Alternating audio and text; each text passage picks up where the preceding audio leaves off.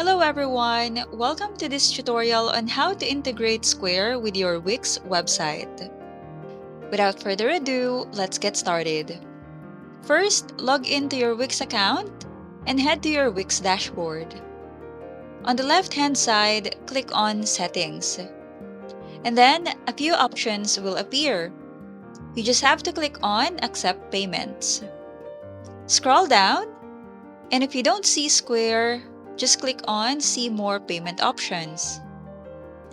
If Square still doesn't appear, it's likely because Square is only available in the US or Canada.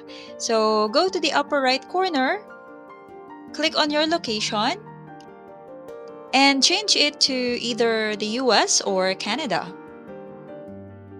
Once you have changed your location, check again under See More Payment Options. And now, you will see two options for Square. You can connect Square to accept cards or connect Square to accept POS. Just click the connect button on the option that best fits your needs. And that's it, you have successfully integrated Square with Wix. Now you can start accepting payments through Square. I hope you found this tutorial helpful. Thank you for watching and see you next time.